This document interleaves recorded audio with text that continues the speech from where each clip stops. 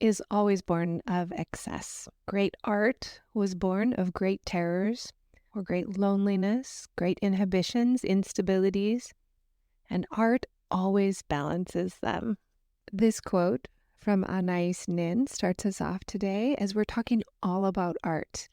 And we'll be looking at fairy tales, self-expression, personal style, and metaphor as it relates to a certain aspect of letting your hair down and relaxing.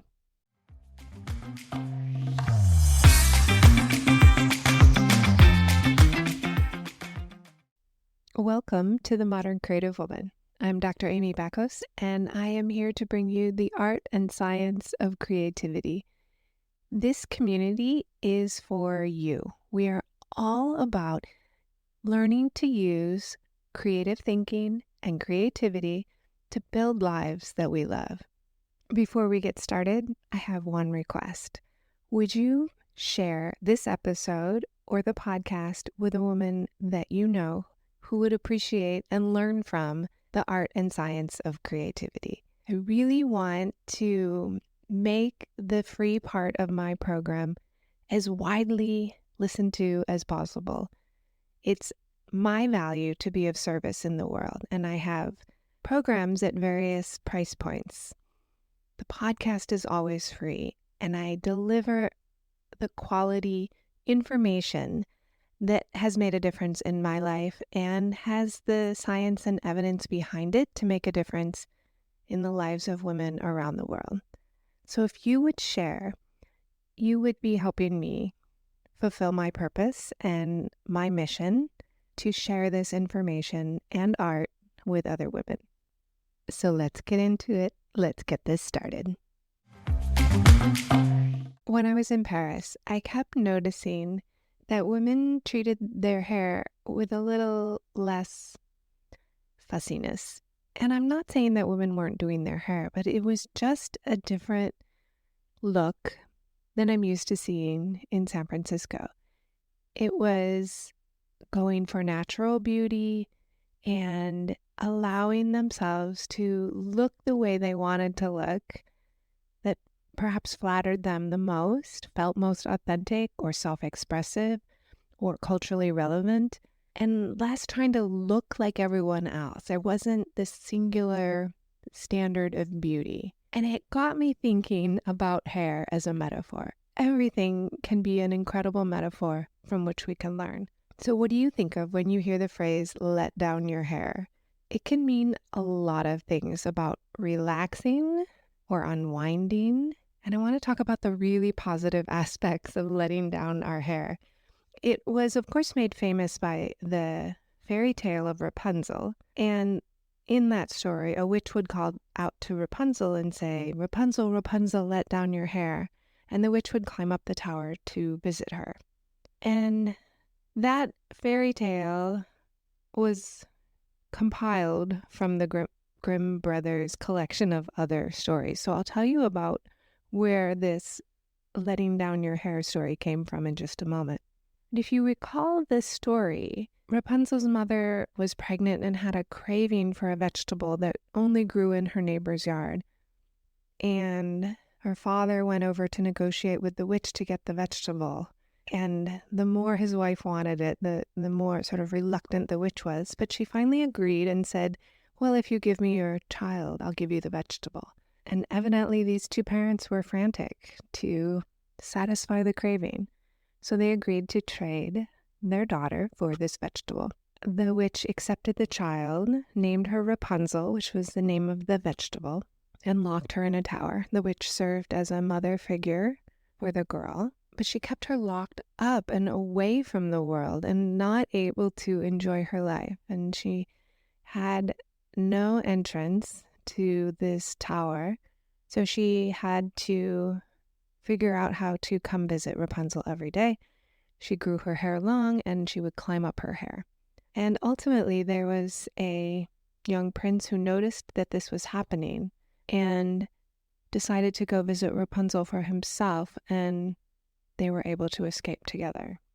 So that Grimm brothers version of the story was in 1819. And before Grimm, There was an Italian fairy tale in the 1600s, Petrocinella, and that was a fairy tale similar by Basile. There is another French fairy tale very similar by Charlotte Rose du Camont de la Force, and that was in the late 1600s. And even before that, there was a Persian epic poem, Shahnameh. And in this story, Rudaba allows her lover to climb her hair up to a tower. And so that's where it began. So when we let down our hair, we're open to perhaps some interesting company. And the phrase became really popular in the 17th century, and women in the upper classes at that time were wearing their hair in these elaborate hairdos. If you imagine, a Marie Antoinette 2 feet tall pile of hair with feathers and flowers and even a bird cage. And so when women were at home, they could, quote unquote, let their hair down and relax in a more natural way. So I think all of us, if we were wearing a bird cage on our head, would want to let that down and relax when we get home. And at that time, wearing one's hair in this natural or messy manner, was for private, for at home, for close friends. And the taking down of the hair was called disheveling. Now we have kind of a negative connotation to disheveling, where it looks like not kempt. But then it was about relaxing. And since that time, the phrase really did stick. It's become an idiom that means to relax, be uninhibited, or have fun. And an idiomatic expression is one of those linguistic phrases that the words put together are way more than what they mean literally. Letting down our hair is, unpinning our hair, but it metaphorically means to relax, enjoy, to be yourself, set aside formality or personal restraints. And historically, unpinning one's hair was about trust and comfort. And if you think about social norms, they're often suggesting that hair be pinned up or covered completely. And there's certainly a lot of racism and discrimination around how women wear their hair. When you think about those cultural associations, we want to have cultural humility and avoid judging how other people put together their hair, their outfit, how they express themselves. Across different cultures, women's hair has held significant social, spiritual, and political meaning. And this has happened around the world. So letting down our hair can be a metaphor for challenging societal standards, stereotypes about women's appearance. In some cultures, covering one's hair is about personal empowerment, modesty, religious respect. So Christian, Anti-Baptist, Jewish, Muslim, all of these traditions have a way of covering their hair. But then there's later that they might let their hair down with friends or in the privacy of their home. Now, natural hair for African American or Native American is also a symbol of freedom and resistance from oppression. The phrase also means shedding the weight of these external social, political, and oppressive expectations. When we allow our hair to be as we like it, it's a break from the polished, curated versions of ourselves. It allows us to embrace naturalness and imperfection. The modern creative woman is all about self-expression and creativity, and expressing our cultural, our religious heritage, political freedoms, self-expression, all of that fits in with how we look as well. Choosing how we want to express ourselves through our facial expressions, what we put on, our clothes, what we do, what we say. Acknowledging that there are so many pressures for us to perform or appear in a certain way as women, and really deciding how you want to express yourself and figuring out who you can do that with, where you feel safe to really let your hair down is so important. My goal is always to be a humble scholar and acknowledge that I don't know everything and I can't speak to everything. I have my experience, I have the literature, both scientific and artistic, and I have the experiences of the work that I've been doing. But there's always more to learn. I found out February 1st is Hijab Day, and it's a day to remind us to learn a little bit more about why women in the Muslim religion cover their hair. There's also a Crown campaign, and the Crown stands for Creating a Respectful and Open World for Natural Hair. And this Crown Act was created in 2019 by Dove, the soap Dove, the Crown Coalition, and California State Senator Holly J. Mitchell. And the idea of coming together in Dove making efforts to be about conscious capitalism, they all came together to really ensure protection against discrimination because of race-based hairstyles. And it's all about extending statutory protections for people to wear their hair texture how they like. And you can look at what they're doing. It's called thecrownact.com. And we're still needing to protect women who are wearing braids or locks or twists and knots, both in the workplace and in schools. That this form of self-expression through hair upsets people and leads to discrimination.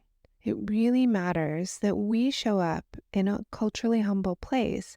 We don't need to be afraid of women doing things differently than us. However you do your hair, however you choose to let down your hair, metaphorically, we can support other women in how they want to express themselves. So whatever you need to do, wherever you notice your bias, do some research.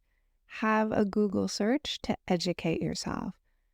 So many times we repeat what we've heard from other people, or we caught a clip of on social media, and we need to do our own research, and we also need to connect with other women.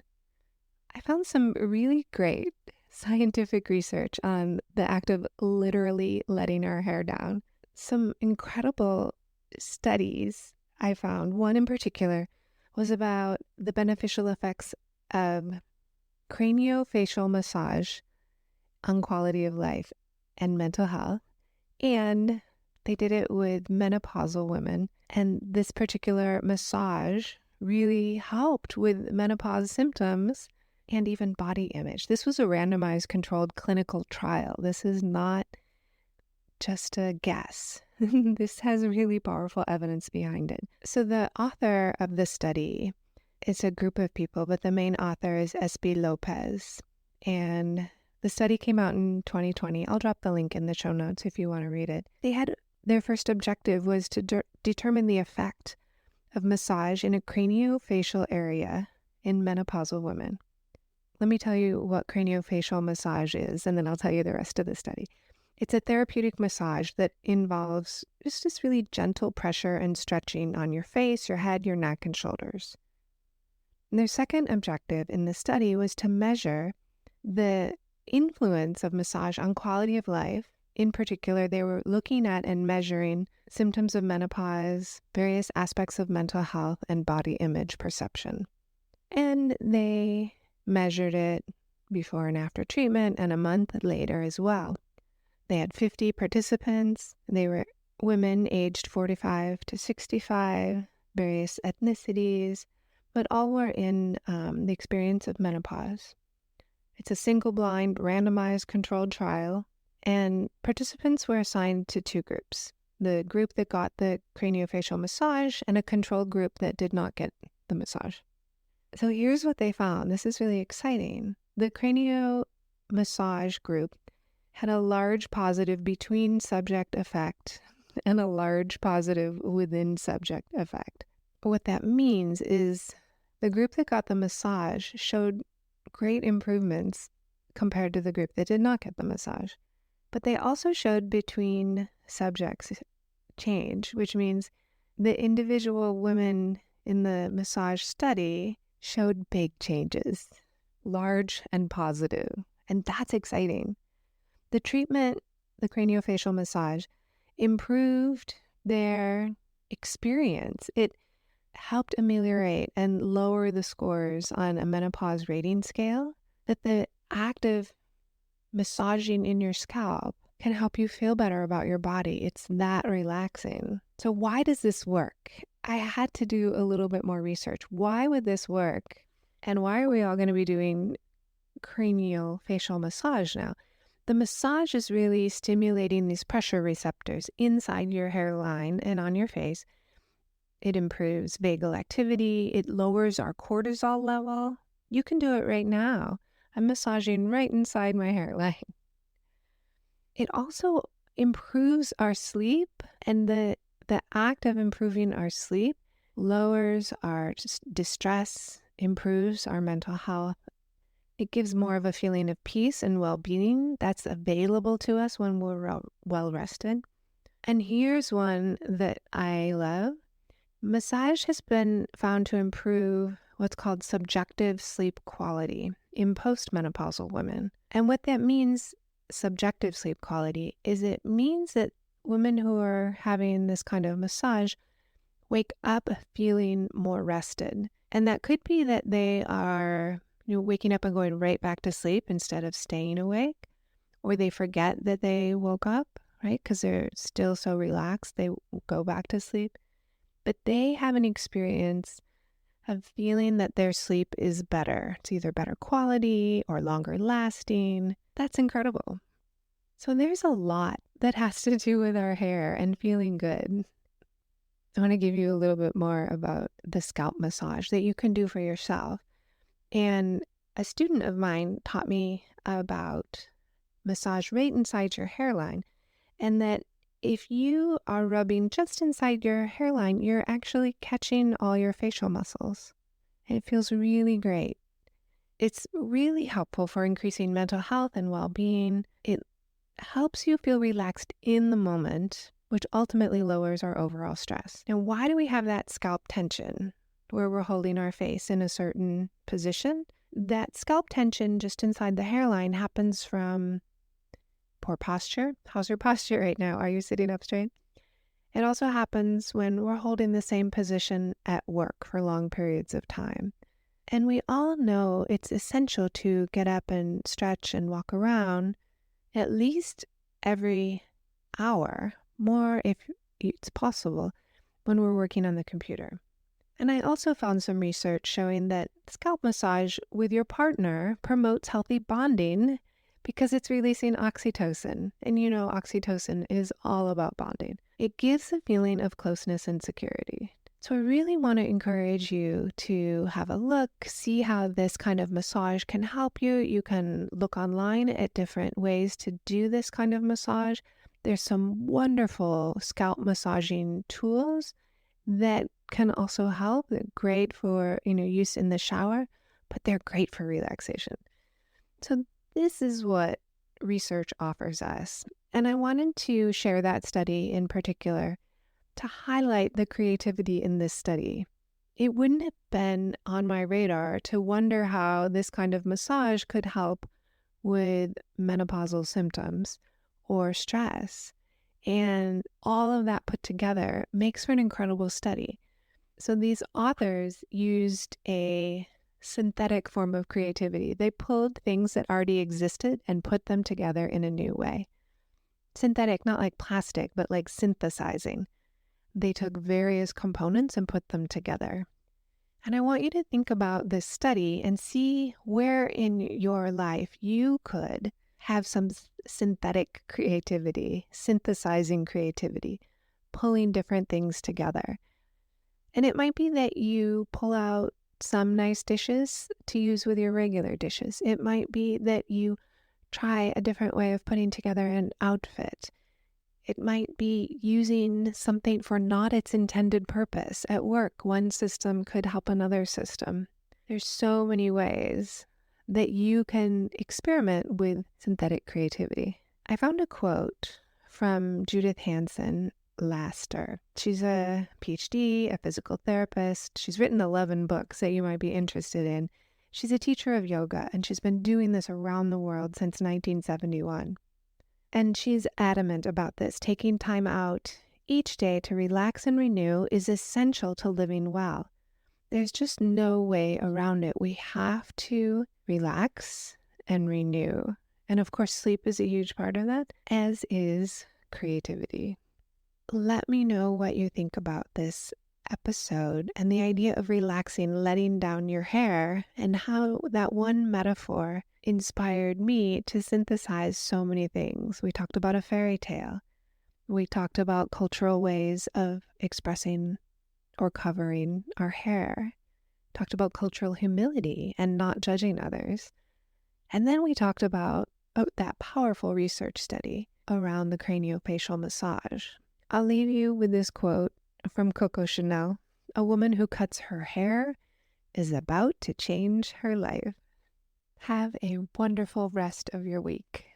Now that you know about how to use your creativity, what will you create? Want more?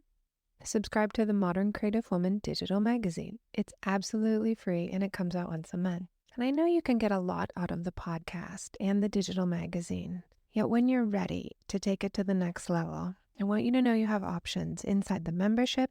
And if you're interested in a private consultation, please feel free to book a call with me. Even if you just have some questions, go ahead and book a call. My contact is in the show notes, and you can always message me on Instagram. Do come find me in the Modern Creative Woman on Instagram, Facebook, and Pinterest at Dr. Amy Bacos. If you like what you're hearing on the Modern Creative Woman podcast, I want to give you the scoop on how you can support the podcast. You can be an ambassador and share the podcast link with 3 of your friends. You can be a community supporter by leaving a 5-star review if you think it's worth the 5 stars. And you can become a Gold Star supporter for as little as $3 a month. All those links are in the show notes. Remember to grab your free copy of the 21-Day Gratitude Challenge. The link is in the show notes, and you can find it at moderncreativewoman.com.